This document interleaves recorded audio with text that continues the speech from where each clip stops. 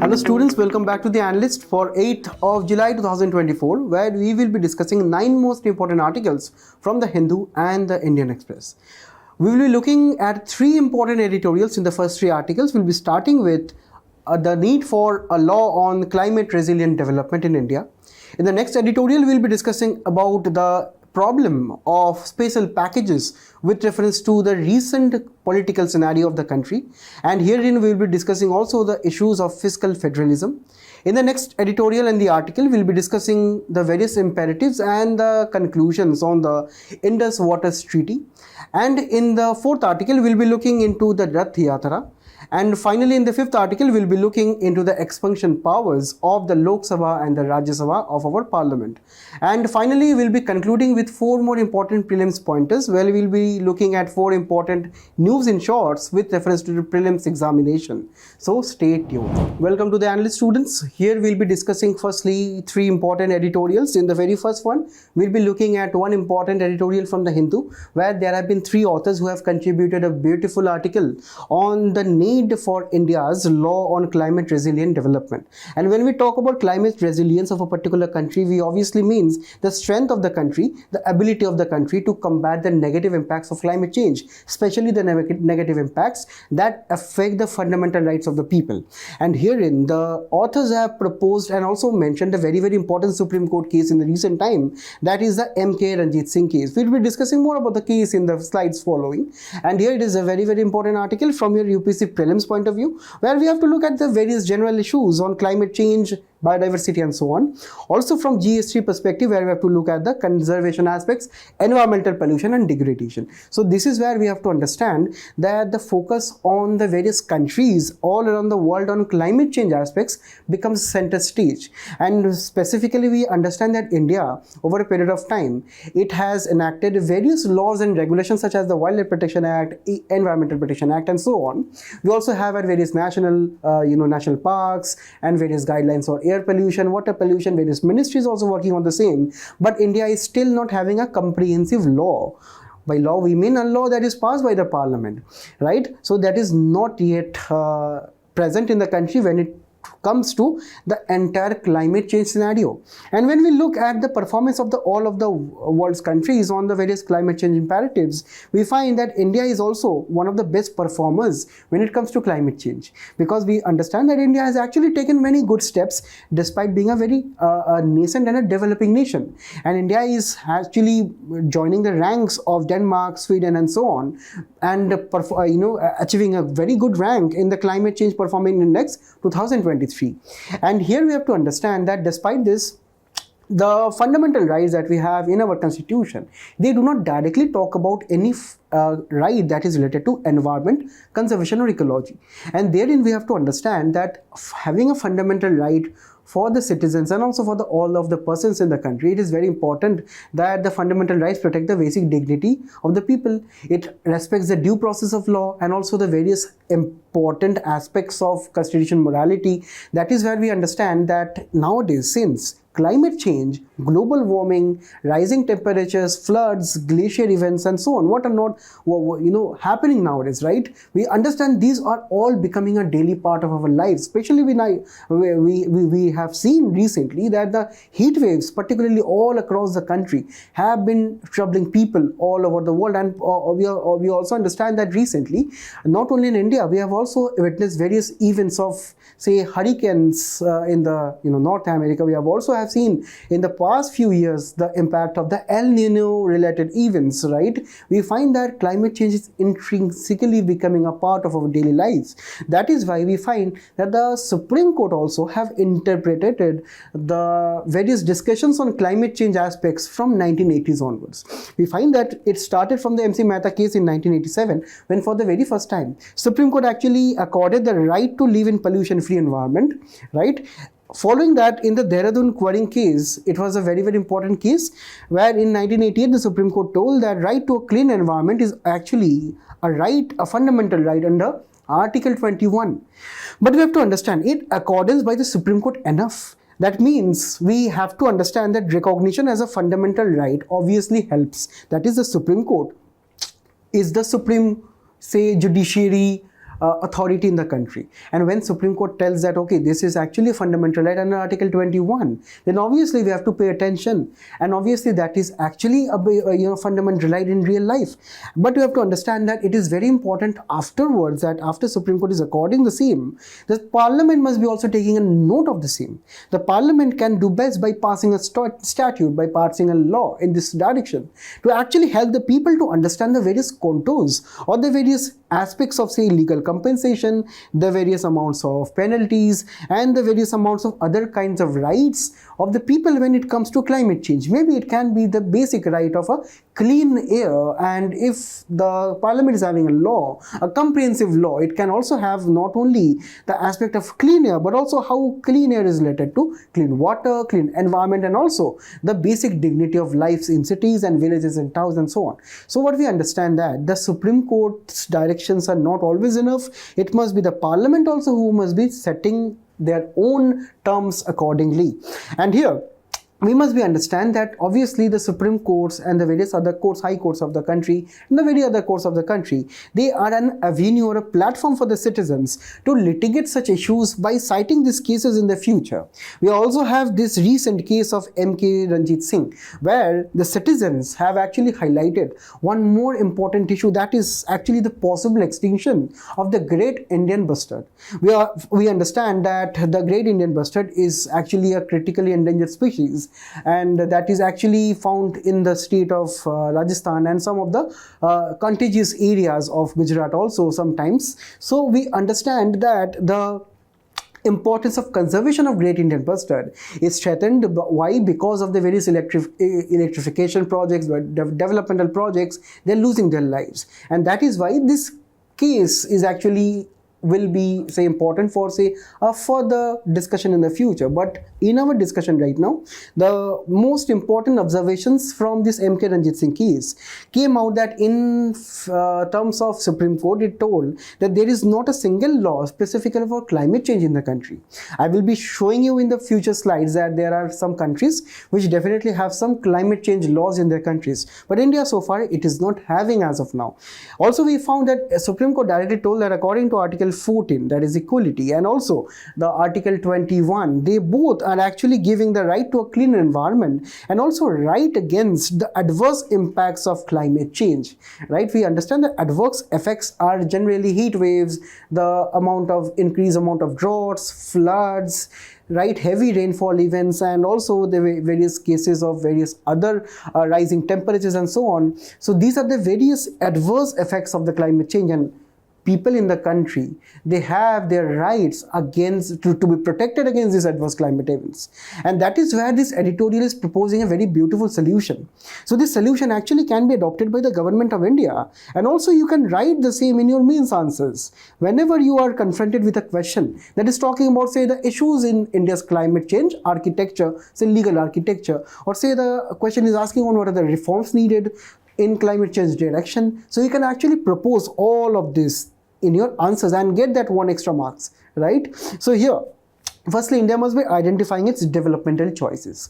That developmental choices means that India must be identifying what pathway of carbon footprint, or say the various amounts of greenhouse gases and the emissions India will be doing in the next few years and also in the next few decades. India under India's Panch Amrit, right, which was declared by the Prime Minister at the Glasgow COP summit under UNFCCC. So our Prime Minister told that India is having 5 climate ambitions, and within the same, it is also having a target to achieve net zero by 2070. So if India's long-term developmental ambition is to achieve net zero by 2070, and also India wants to become a developed nation in its Amrit Kal by 2047, India has to sort out the climate change or the sustainable developmental part on a war footing.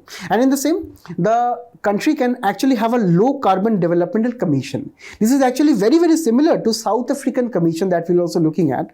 we understand that this will be a commission government body, which will be an independent body, which will be evaluating policy options on climate change.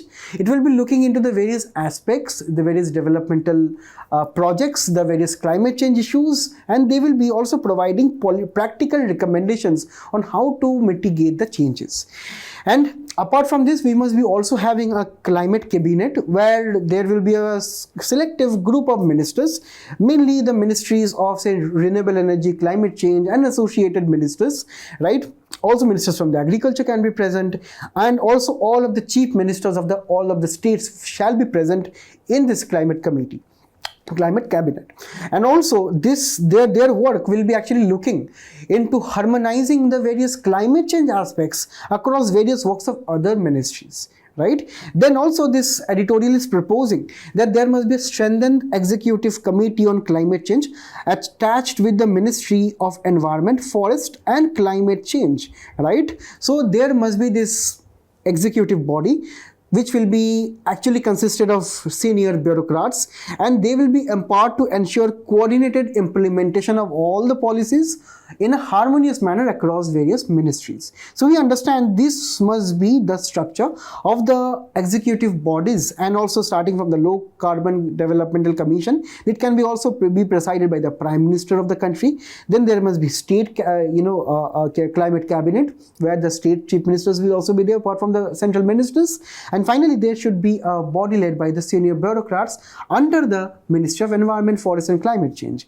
And finally, this is the central part here. This is the central part, and this editorial is also not leaving out the states. It tells that there must be sub-national governments, commissions across the various state governments, right, where they must be having the access to national scientific capacity, such as the various scientific research, development in climate change, and the various tools of financing local climate action plans, because we understand that heat waves, water scarcity, and the various climate related events are mostly felt in the local areas. So there must be localization of various important initiatives to tackle climate change. So here the Gram Sabha, the municipal authorities, they must be also brought on to board under this subnational government, commissions of the state government, right? So there must be perfect coordination between the center state, because we have to understand the climate change is not always a local issue,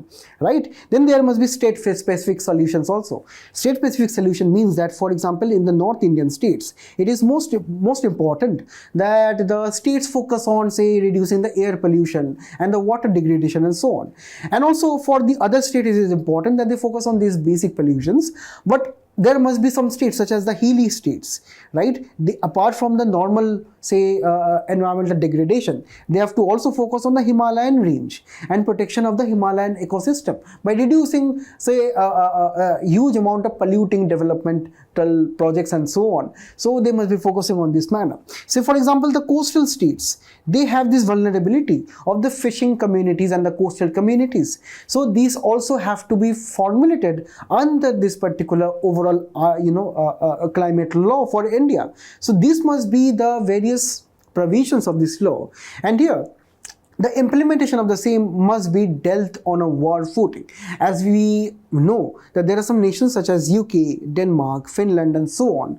We find that they have various acts related to climate change, and why cannot we also have the same? Because we understand that India is a country. India is home to more than 1.4 billion people, and that is where we have to understand that climate change and the impacts of the same must be protected.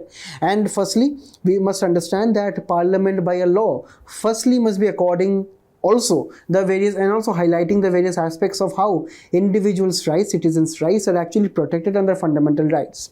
Then the government of India can also learn from South Africa's Presidential Climate Commission, where we understand that, as we have discussed in this Low Carbon Developmental Commission aspect, the South African nation is also having the same, where the main agenda of this commission is actually to break down the traditional silo-based decision making in the government when it comes to, say, approving projects or, say, various other impacts of the climate change aspects, right? So this commission is actually a very important commission when it comes to climate change, combating climate change in South Africa. So we must also be trying to emulate the provisions here, right? Also, we can understand that all of these nations are having their own climate act, the Climate Control Act, and so on. So we have to understand the government of India can also try to adopt their best practices.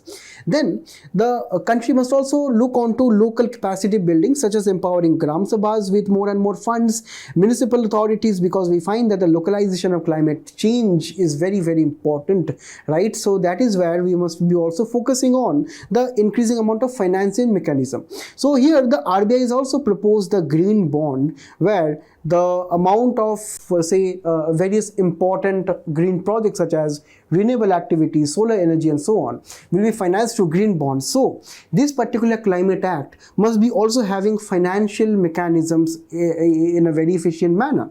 And finally, there must be periodic review and the various amounts of establishing medium-term climatic goals, such as achieving this net zero status by 2070, and how India must be going on to the same, maybe using 5-year, 10-year vision plans like the same that we have with NITI Aayog, right? So we can have this with reference to the main agenda here. And that is why India must be having a comprehensive national climate act in this manner, right? So do not forget to mention this in your conclusion, in your way forward, in your next answer on climate change, right? And according to the same, we have this PYQ from 2022 mains, where the UPSC is asked about the most significant achievement of modern law in India is the constitutionalization of environmental problems by the Supreme Court. Discuss the statement with the help of relevant case laws. So I want some 2-3 case laws in the answers, right, in the comments below. In the next one, we'll be looking into the problem of various special packages that is actually dominating the political discussion nowadays, but we'll be limiting our discussion with reference to syllabus of the UPSC. This editorial is highlighting how the potential impact of the coalition government right now may create uneven fiscal federalism. So it is very important that we understand fiscal federalism from prelims point of view, because we have Indian polity and on governance. Maybe it can be also asked with reference to economy. In GS2, we have issues and challenges pertaining to the federal structure of the government. So this is how we must be understanding the concept of fiscal federalism is very, very important, because we understand India is a union of state, right? We have to understand that when we talk about India's political structure, it is actually understood that at the center, we have a strong center. We also have the various constituent units at the state governments and also the UTs, right? So when we try to understand federalism, as we have discussed in the various analyst sessions also in the past, a very core aspect of federalism is actually how strong the fiscal federalism is of a particular nation. When we talk about fiscal federalism, the definition of the same is very important. It is very important also on your part to understand and memorize a very short and crisp form of definition for fiscal federalism. So in this one, fiscal federalism simply refers to the division of fiscal responsibilities and resources between the center and the states in India. Or we can also tell that the difference between levels of the government in a federation, right? So very simple definition. And in India, a healthy fiscal federalism is important. Why? Firstly, there must be clear boundaries between the federal and the state finances, because state finances, center finances are very, very important to run the daily essential sections and the functions of the government, be it spending taxes, be it various building roads, schools, colleges, and so on. So government needs funds. So that is why we understand that the center and the state governments, they must be having funds, and those funds must be equally be shared between the state and the centers, and also between the various states also. Also, there must be various defined provisions and the principles for assigning taxes to different levels of the government.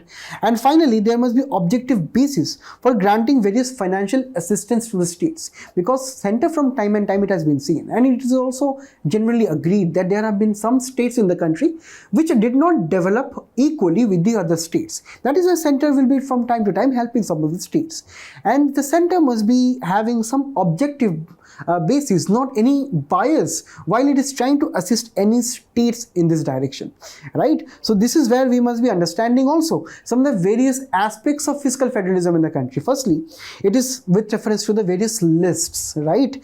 Now we have various lists, for example, the union list, state list and the concurrent list. In the comments below, you let me know in which schedule of the constitution we have this provision.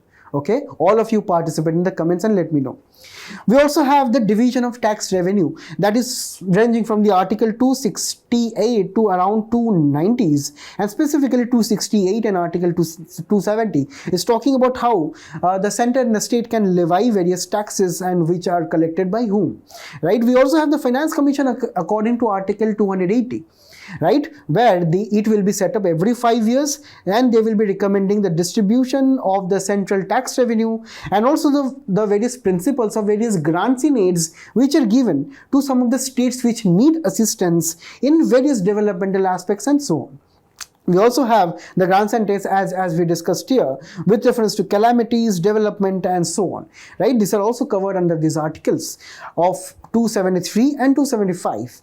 With reference to borrowing powers, we know that the central government and the state governments have various powers. Mainly it is the central government which is having the overarching authority, right? So, and also finally the Consolidated Fund of India, because we understand that is a single account maintained by the central government, well, all the revenues received by the government are credited and also all the government expenditures are met from this, and it is from the central, say it is from the Consolidated Fund of India, where after the recommendation of the Finance Commission, the expenditures will be sent to the, and also the various grants and the various expenditures incurring by the state governments, they will be sent to the same.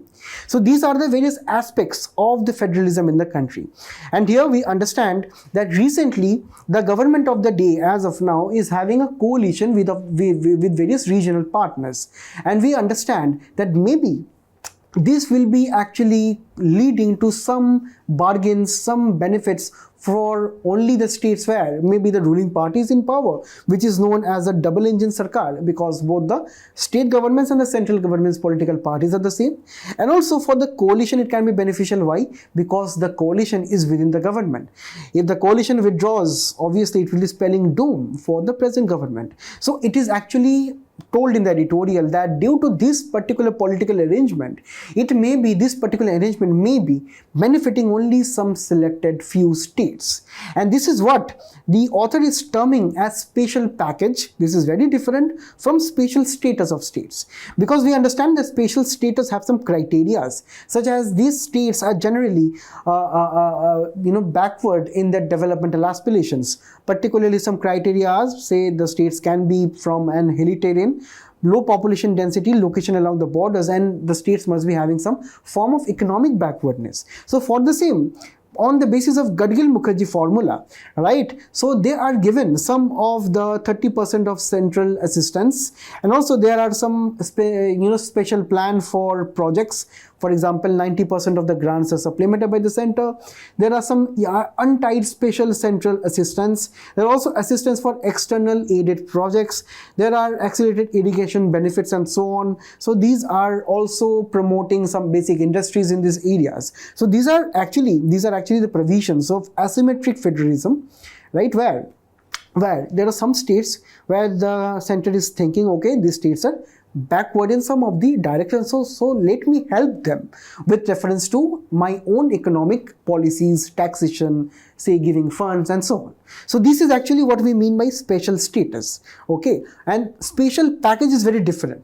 This means that I told you that maybe the ruling parties, right, the ruling party in the various state governments and also the various coalition partners, they can bargain the center to give them some discretionary grants which are actually constitutional under article 282, right? So according to constitution, the center can from time to time give various discretionary grants. That means the discretion of the grants lies on the center to be given to the states. And it has been seen that in the recent years, that is if we compare the last 5-6 years, the amount of discretionary grants have been increasing over a period of time, right? And this is actually meant or say based on the bargaining powers of the coalition partners and the various states, right, versus the various genuine needs, because we understand that the other states, they will, for example, according to this editorial author, will not be getting any funds because it is genuinely, or say because it is purely based on political interest. And here the other states will be suffering, and finally the people will be suffering in general. And here the main aspects of finance commission, here we have to understand the main role of finance commission is actually once in every 5 years they will be recommending the various shares of the central revenues that should be given to the distributed to the states. And here, if the states want any extra grant, any extra facility of funds, financing whatsoever, it is actually the states must be asking the finance commission, and finally the finance commission must be actually justifying the grants under article 275. So it is actually better way of asking the states what they need and actually what is the genuine need and what actually must be the way forward. It must be not the central government must not be using more of the discretionary grants to be actually giving such special packages to only a selected few. And this is why, because this will be leading to a paradox of fiscal federalism.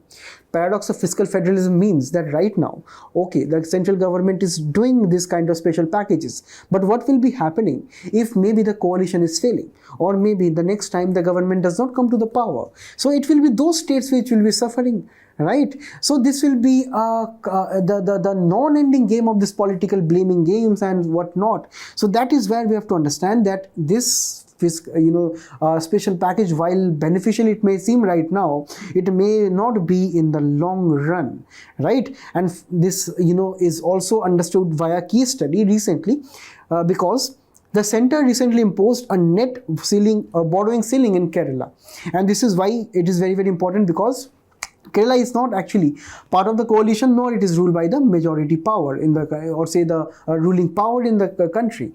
And from time to time there have been various financial issues where even it has been seen that the state of Kerala even went to the Supreme Court to appeal against the same. So this is where we understand that time and again we have seen that there have been some issues with reference to non-ruling states, and there have been some benefits with reference to the ruling states. So this is where we understand that fiscal federalism here is not respected in a particular manner. So that is why going forward we must understand that understanding the extent of federalism, the balance of federalism in the country is very important. Firstly, we understand that obviously India is a country where we understand we have quasi-federal structure. That means we have a slightly stronger center, and also the constituent states are having powers, but the final authority and the final, say, overall administrative taxation powers are finally vested with the center, right? But this is also being refuted by this particular C.H. Alexandrovich, where in his books he is talking about the various forms, various times in the past where, in his book Constitutional Developments in India in 1957, you can definitely quote this in your mains answers, apart from few extreme times such as emergencies, right? In usual times, it has been seen that India is actually following the principles of federalism, or say fiscal federalism, because it has been seen during normal times the government at the center and the states have kind of obeyed the various features of federalism. But again, this is not always seen in the recent times, especially due to the case study as we have seen recently, and also in a very important Supreme Court case, that is State of Rajasthan versus Union of India 1977. Even the Supreme Court told that Indian polity is an amphibian. Sometimes it becomes a pure federal institution, or say pure federal polity. Sometimes it becomes a quasi, sometimes it becomes too much extreme, but as we have also seen during emergency times. So we find that Indian federalism is obviously tilting kinds of to the quasi-federal, but does that mean that the states' financial powers, the various packages, the various status, they should be overlooked when it comes to the special packages? Obviously not. So here the role of the 16th Finance Commission becomes very important.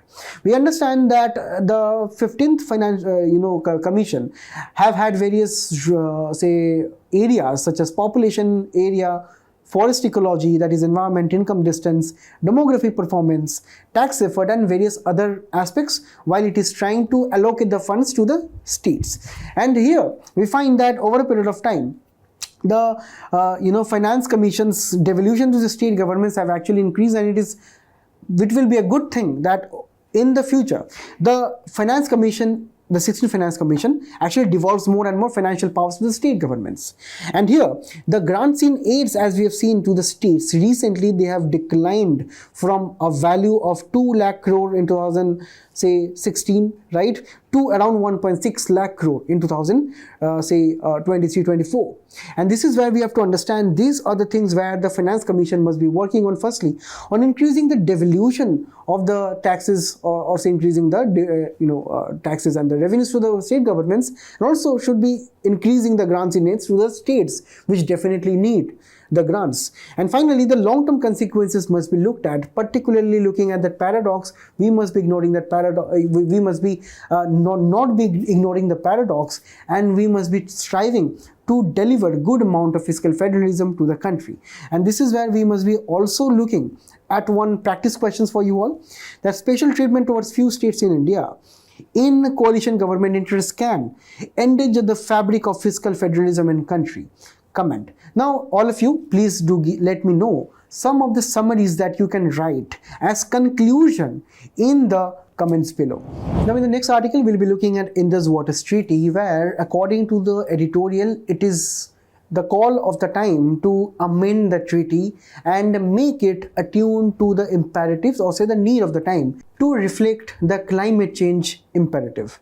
It is very important for your prelims, where we have to look at India and world geography according to Indus River Basin. We have to also look at GS2, where the regional bilateral groupings and agreements that affect India's interest, because this is a treaty in general. And finally, we have to look at the conservation aspects related to environmental degradation and also environmental impact assessment. So whenever you get any kind of questions related to environmental impact assessment, related to say bilateral regional groupings that is actually directly or indirectly related to Indus Waters Treaty, do not forget to mention this case study. Okay, now let us start with the basics of the treaty first. See, Indus Waters Treaty actually originated because the distribution of waters of Indus and its tributaries between India and Pakistan became a very important bone of contention when the two countries started their partition, and also they became independence, right? Now, this treaty was signed in 1960 between India, Pakistan, and a representative of the World Bank, who actually overlooked the various negotiations, right? Now, we understand that according to this treaty, we have the western rivers and the eastern rivers in this Indus River Basin. The eastern rivers are under India's say 100% rights, where all of the exclusive rights with reference to Satluj, Beas and Ravi lies with India. That is the distribution of water, use of water for agriculture, and everything is with India. Now, the western rivers of Chenab, Jhelum, Indus, right? India's rights are limited. That means they can set up certain irrigation run of the river power plants, such as small dams, right? Very limited storage, domestic non-consumption, and all of the other rights are actually given to Pakistan, because we understand that rest of the river basin of Indus is actually lying in Pakistan, and I will be telling you that more than 75%, 25% of Pakistan's GDP is actually directly and indirectly fueled by the Indus River Basin, right? So this is why this Indus Waters Treaty is very important for India. Obviously, for Pakistan it is even the more important, because their entire economy is dependent on this river. And here we understand recently, and also from the last few decades only, we have had various issues obviously over Indus Waters Treaty, like we have various issues with Pakistan on other issues also. Now, according to Pakistan, India's construction on various dams projects in the Kashmir Valley and the surrounding areas is actually impacting the water flow there. So they are complaining about these things, apart from the regular things that they usually complain of.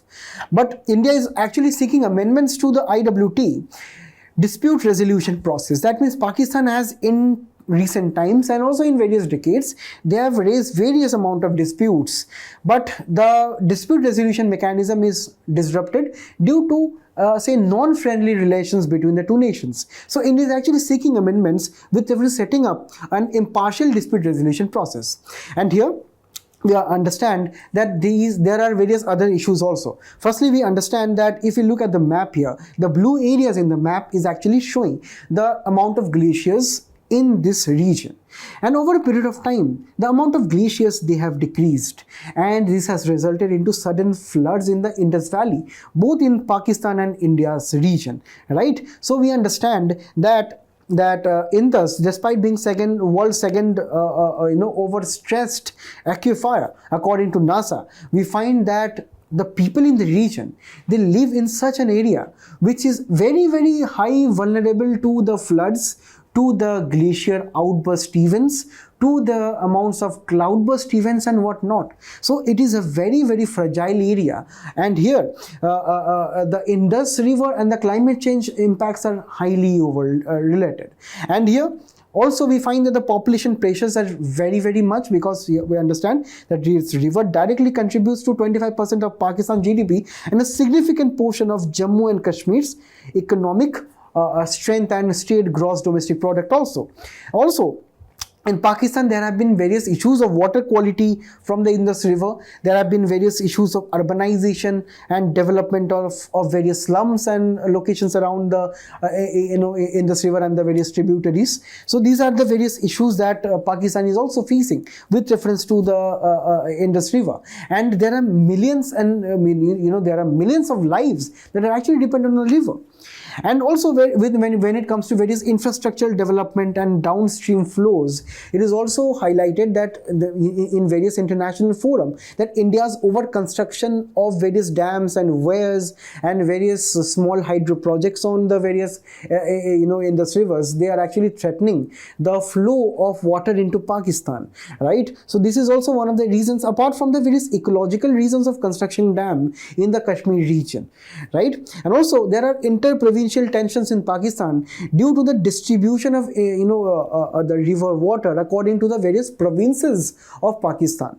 So these are the various issues that is actually surrounding Indus river and the river basin and their waters, and that is actually why one of the reasons why the Indus Water Treaty are being amended, or say being talked of for particular potential amendment. And that is why in recent times there have been various talks to amend the Indus Water Treaty. And that is why we need for holistic ecological integration. Firstly, we must be understanding the Indus Basin hydrology and how it is related to climate change, because we have to understand that there are many glaciers which are melting in the region, how we must be managing the melt, how we must be trying to divert the various small and minor streams apart from the bigger urban and say village areas in the region. So then we must be trying to implement the environmental flows according to the Brisbane Declaration. When we talk about environmental flow, it is about the quality and the quantity of the river flow. We mean that obviously due to various developmental aspirations such as building a dam or say building a bridge and so on, we intentionally try to interrupt the natural flow of a river. But if the natural flow of the river is interrupted, the local people there and also the riverine creatures between the rivers only, they will be suffering. And that is why we must be trying to sustain the environmental flow in various wetlands, in various say coastal areas, in rivers, and also in forests, right? So this is why we understand a river is actually the mother-bed of various other environmental features. And that is where we have to understand that protecting the environment is our first priority, and where environmental flow according to this declaration must be adhered to. It is very important from your prelims point of view also to take a note of such declaration and conventions, as we will be also looking in the next one, that is 1997 UN Water Courses Convention and 2004 Berlin Rules on Water Resources. Please do remember these conventions, because these are related to the equitable and reasonable use of international waters, and also how the various international rivers, they can create conflicts between the nations, and how those conflicts can be reduced to an optimal amount. And finally, India is actually advocating for a legally binding World Bank supervised data sharing framework. So this is actually very, very important to actually manage the flow of the river, to manage any kind of disaster that is that may be taking place between India and Pakistan and these rivers, right? It must be looking into the various water sharing aspect between the nation. So there must be a centralized data, and both India and Pakistan, they can take the help of this kind of platform which is intermediated by a third party, neutral party such as World Bank, and that must be legally binding for both of the nations. So these are some of the changes that must be incorporated in the treaty, and the treaty must be amended accordingly. And again, I have a question for you all. This Indus Waters Treaty is outdated and needs a breath of fresh air in the light of the various issues plaguing it. Do you agree? Present your arguments in orderly fashion. So I want in the comment section again some 2-3 arguments from your side where I can look at some of the important issues, or say some of the important viewpoints that all of you may be having, that can also enhance the viewpoints of other aspirants also. So let us help other, and let us also comment some of the 2-3 arguments in the comment section. In the next one, we'll be understanding the various cultural significance and the art and culture aspects of Rathyatra, which is an annual event celebrated not only in Puri but also across the entire world, right? It is very important for your prelims to understand history of India and also to understand the various salient features of art and architecture in GS1. And here, when we talk about the Jagannath Rathyatra, right, Jagannath Ratyatra's origin can be dated as far back as 12th century, and there are some reports which even date further back. Now this is signifying Lord Jagannath's annual journey to his birthplace in Gundicha temple, accompanied by his brother Balbhadra and sister Subhadra. Right? We understood that the Rath Yatra is actually the annual procession of 3 big rathas, right, or chariots. Now these chariots are individually known as Dev Dalana, Nandhi Ghosha, Tala Dvija, right, where individual, say, deities, they are actually carried for a distance of around 2.5 kilometers from, say, Puri Jagannath Mandir temple to Gundicha temple, right? So this is actually the procession which takes place. Now in Dev Dalana, we have the Devi Subhadra. In Nandi Ghosha, we have Lord Jagannath, and in Taladvija, we have Lord Balabhadra. So we have this procession, which is actually carried on, and this participation of wide amount of people across wide amount of regions in the world is very, very significant, right? Now here, let us look into some aspects of Jagannath Puri temple also. This temple is dedicated to Lord Jagannath, who is actually a form of Lord Vishnu, according to Hindu traditions. This is also one of the Char Dham pilgrimage sites, and in the comment section, let me know the 3 other Char Dham sites in India. Now it was built in 12th century by King Anantavarman Chodaganga Deva of Eastern Ganga dynasty, although there are legends of earlier temple built by an earlier king there, right? And according to the architecture, this is actually built in the Kalinga architectural style, which is known for its towering curvilinear spires, right? It is actually of this particular style. We have this Jagamohan and the Rekha dual, and we have understood that this is particular structure of the Puri Jagannath temple, and let me tell you, if you visit the temple, you will be mesmerized by its architectural design, right? We have the Gandhi portion of the region in this particular tower, and the lower portion of the temple is known as the Bada, and in the base foundation of the temple is known as Pista.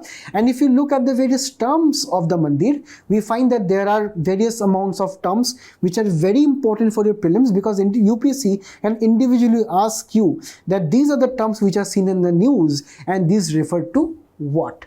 So please be aware of these terms, and this diagram will be obviously provided in the handout. So do look out for the various terms and try to incorporate the same in your class notes and in your basic UPSC notes. In the next article, we'll be looking into the expunction powers and what is it all about, because it is very important for UPSC prelims, Indian polity, and GS2 parliament, and how the various legislatures perform.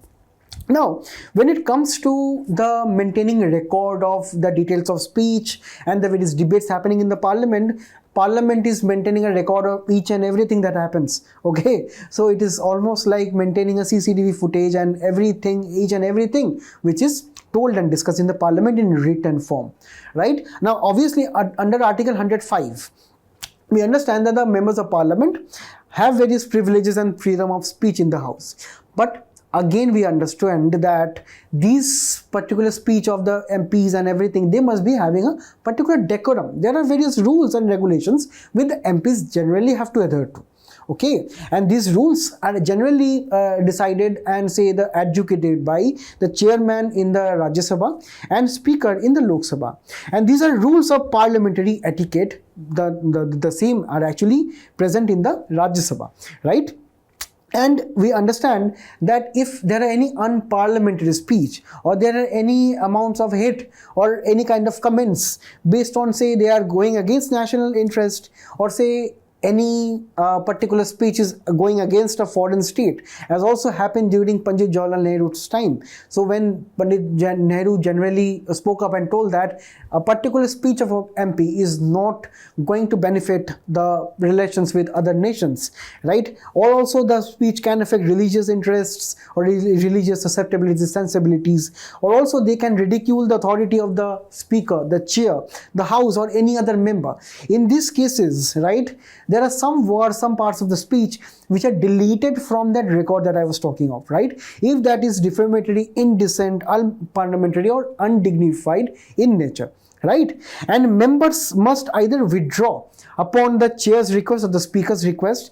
If the members are actually speaking of these grounds or say other grounds, the speaker will be telling the members that you are actually breaching these kind of rules, so you have to withdraw your statements. If that withdrawal of statements are not done, that part of speech is actually expunged, right? So this is where we have to understand, this is how the expunction powers are actually lying only with the speaker in the Lok Sabha and the chairman in the Rajya Sabha. Okay, and here how do presiding powers expunge remarks? Now these are actually given in the rules of procedures of the Lok Sabha and the Rajya Sabha. Rules 261, 380 and 381 are actually discussed here. Firstly, according to 261 rule, if the chairman, and this is actually both in Rajya Sabha plus Lok Sabha, right? If the chairman or the speaker is opinion that word or words would have or have been used in debate which are of defamatory, indecent, parliamentary, undignified in nature, he may in his discretion, right, is very important, discretion, order that such words or words may be expunged from the proceedings of the council. Now according to rule 380, if the speaker is of the opinion that words have been used in debate which are defamatory, indecent, unparliamentary, or undignified, the speaker may, while exercising discretion, again discretion is important, order that such words must be expunged from the proceedings of the house. So both of the things, it is very important that here the speaker is the main authority under the same. Finally, we'll be looking at 4 important prelim snippets. We'll be starting with private investment trends. We'll be starting firstly with the definition of gross domestic capital formation, which are actually the net additions to the physical capital stock of a country during a specific period, which is further divided into fixed capital formation or the physical stock that we are talking about, such as a particular road, highway, which are actually having lifespan of more than 1 year. And also there are various changes in inventories, right, such as the difference of values of goods and services of businesses that they hold at the beginning of the year and at the end of the year, right? So these are actually the changes in the inventories. And private investment is actually will be coming as one of the forms of the fixed capital formation, right? And private investments directly contribute to fixed capital formation, right? And they also are very, very important for the overall national building. Now, it has been seen that UPSC in various prelims questions, they ask about the trends of various investments. So here you get the trends of private investment from 1995 to present, and we find that there is particularly no visible trend here because that has been increasing very much. But it is very important for your mains that you can quote that in recent times the private investment is slipping to a 20-year low, right? That you can see here that it is only at 44,000 crores as of now, from a high of around in the range of 1600 to 1800 crores, right? From a high of around this much in the consequent 2021 to 22 financial years. In the next one, we'll be looking into what are jumping genes and RNA bridges. See, jumping genes are also known as transposons. This jumping genes generally means that, for example, imagine this is a piece of DNA and these are some segments of DNA which are known as transposons. Now what transposons do? They are very naughty. They like moving here and around. So what they do, they cut out themselves from here, this part of the DNA, and they join the other parts of the DNA. So they actually try to move here and there, and in this portion they actually migrate from one segment of the DNA to the other segment of the DNA. They move around within the same genome of the cell, and this may be also sometimes causing mutations, but also these are actually important for identifying various important species and the various physical traits, right? This can be also very, very important in science and technology, where this is actually one of the forms where the scientists can actually use it for genetic editing. And when they use it for genetic editing, these are known as RNA bridges. RNA bridges, they do what? Is also known as retrotransposon. They try to copy the say transposons, and they attach the same RNA, right, molecules with reference to the other portions of the genes, right? They use this artificially using RNA molecules, and they use these transposons with RNA molecules to change the various physical locations in the particular genes. For example, there may be a diseased gene, right, which is containing the disease portion in this particular part. So what the scientists will be doing, they will be using a healthy transposon and using using RNA molecules. They will be cutting these out and will be inserting the RNA transposition here, which is known as a retrotransposon. The next one we will be discussing about Arctic wildfires, because recently wildfires are raging again, in the Arctic region. While it is very, very natural part of the Arctic's boreal forest or snow forests, but we understand recently the global temperature have also increased by at least 1.1 degrees Celsius over a period of time. And this is leading to more and more intense thunderstorms due to increased amount of say evaporation and precipitation due to differential surface heating. This is also leading to slowing down of the polar jet stream, increasing the temperatures in the region, leading to heat waves in the Arctic region, right? And this is also posing threat to the local region's permafrost.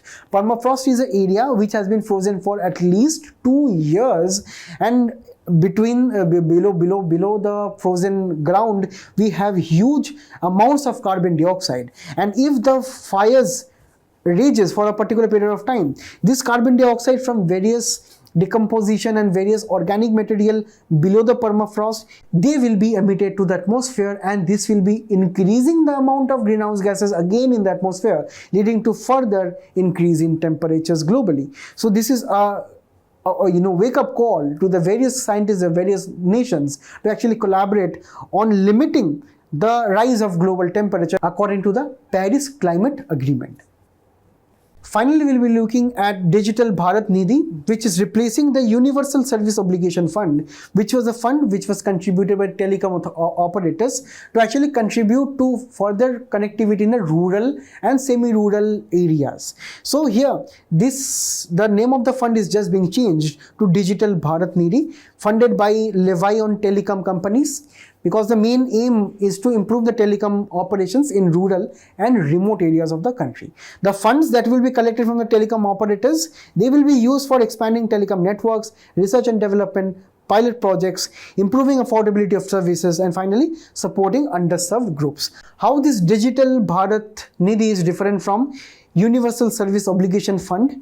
It is different because Digital Bharat Nidhi is including R&D and introduction of telecom services, say technologies and products, right? So this is the difference between the two, and this is administered by a government appointed administrator, and finally the funds will be allocated through formal bidding process. So this was all for today. Thank you for being a very patient audience. Please do attempt the quiz which is following up right now, and do not forget to mention all of them in the comments below. All the best for your future. We will be meeting again. Till then, all the best. Thank you.